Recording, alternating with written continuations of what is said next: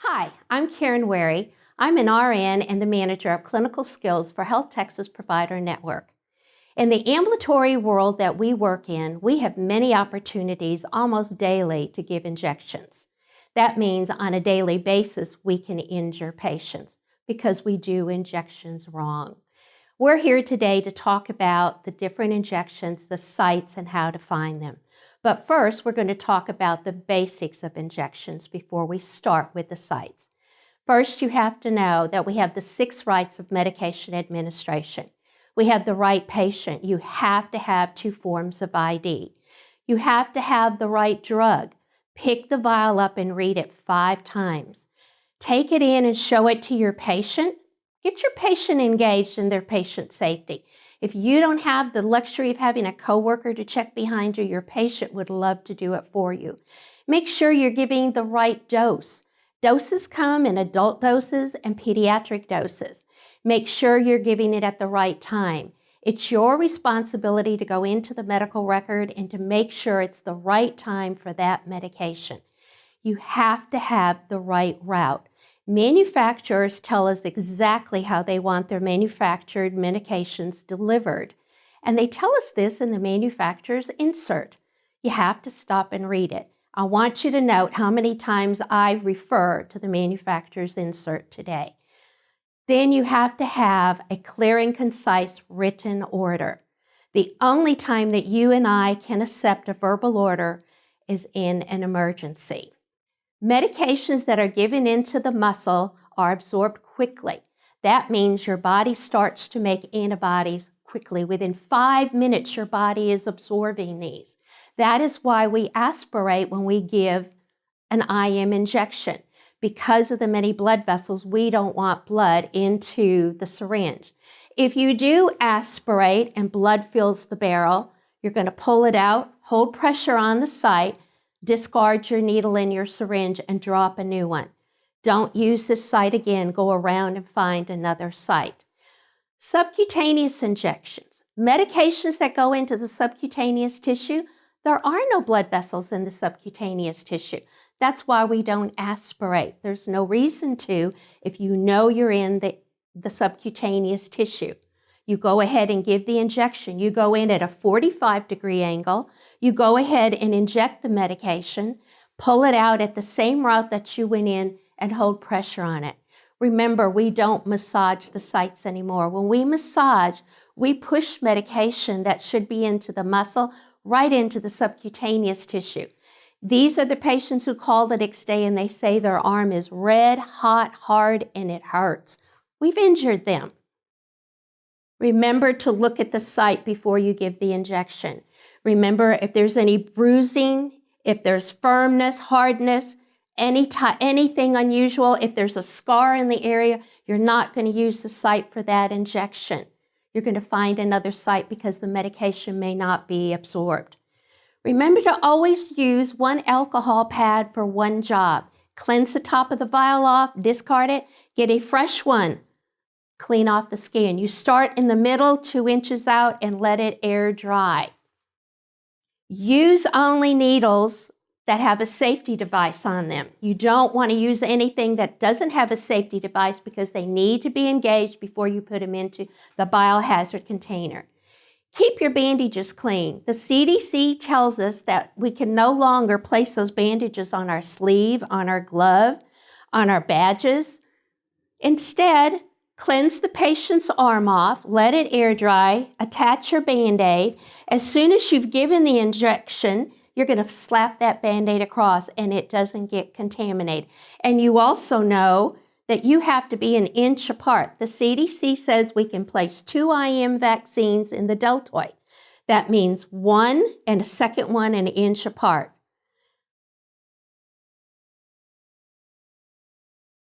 We're going to talk about deltoid injections and how to discover where the deltoid is. You are going to find the acromion. The acromion on your patient is the top part of the arm in between 2 bones, 2 hard places. There's nothing there. You're going to place your first finger there and then you're going to come 3 finger widths down, 1, 2, 3. This is the top of my deltoid muscle. Make sure you're in the midline of the deltoid. Your first injection will go here. You're going to use a 1-inch needle because it's got to go into a muscle, because mostly we use the deltoid for vaccines. Historically, the CDC says, again, 2 IM vaccines can go into the deltoid. Stay midline. Stay away from the edges. Stay away from the bottom of the muscle, because you have a nerve and a blood vessel that follow the perimeter and come out at the bottom, and if you hit them, you can cause damage.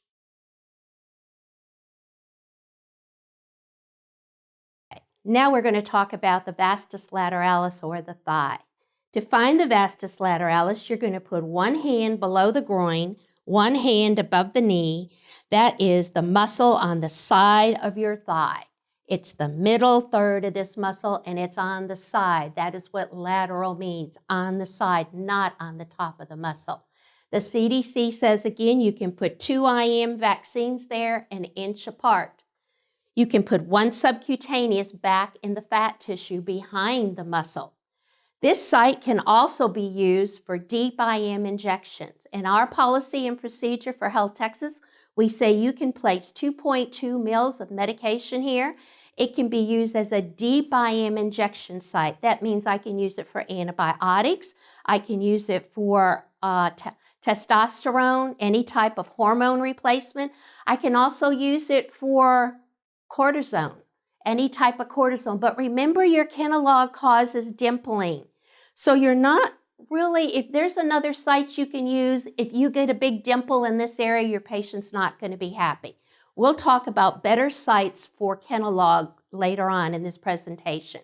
But you need to know 2 IM vaccines, 1 subcutaneous, or 2.2 cc's of medication, or a gram of Rocephin can be placed there.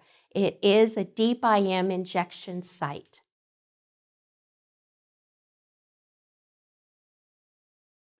Okay, now we're going to talk about the Gluteeus Maximus, the buttocks. The Gluteeus Maximus is probably the most used site among healthcare workers.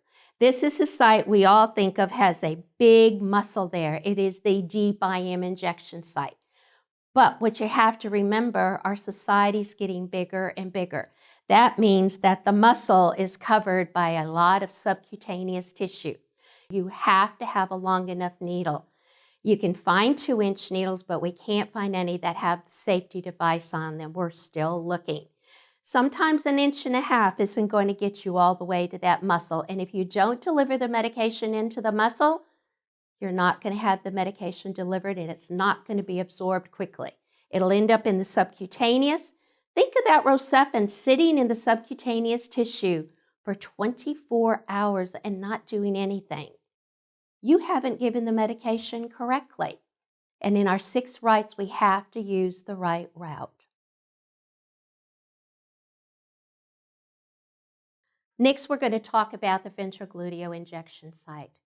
This site is not new. This site has been around since 1954.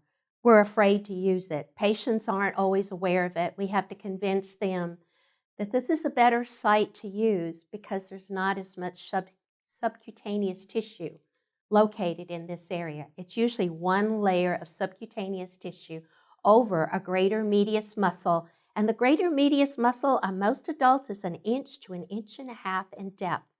It's finding the site that we're concerned with. With your patient lying on the table on their side, straight up on their side, you are going to find the greater trochanter. This is the small area that's raised. I usually can tell by feeling it, it's hard. If I'm not sure this is where it's at, I'm going to lay my hand on top of it, and I'm going to ask the patient to raise their leg up and down to their chest. To find the greater trochanter with your patient lying on their side, you're going to place your hand over where you think the greater trochanter should be. Again, have your patient raise their leg up and down towards their chest and back down again. What I feel is the greater trochanter rotating underneath my hand, and that's where I'm going to place my index finger.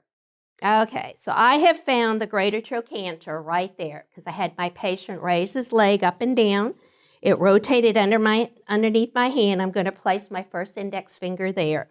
Okay, now I'm going to come up. I'm going to ask the patient, can you show me where your hip bone is? Most likely, my patient will show me their hip bone here in front. When they show me that there, even on a large patient, I'm going to follow it up to the top, make sure I'm on the midline. This is called the iliac crest, or the top of the iliac.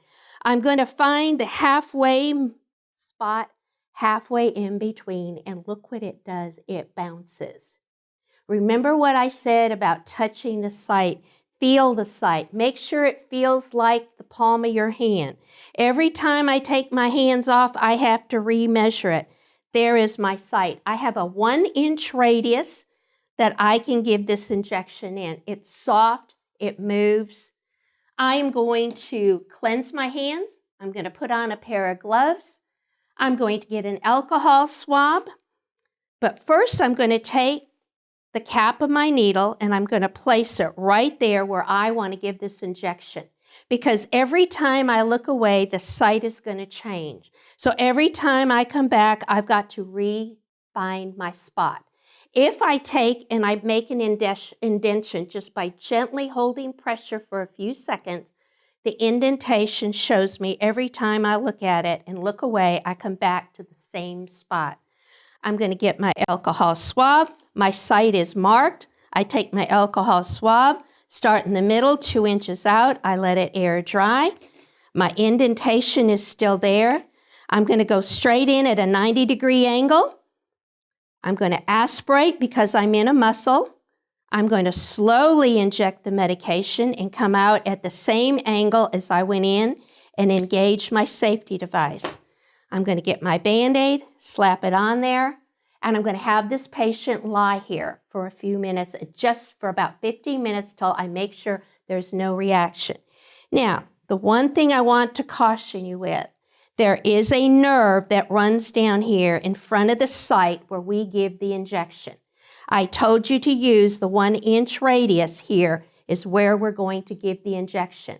Simply, all you have to do is go to the rear, because this lateral femoral nerve runs from the top of the iliac crest all the way down to the knee. I'll know I hit the nerve because the patient's leg will jerk up and down with no control. So if I simply err to the rear and go to the back of the 1-inch radius that I have, I'm away from this nerve completely. The problems that you will have, patients, especially older, larger patients, tend to roll forward or backwards.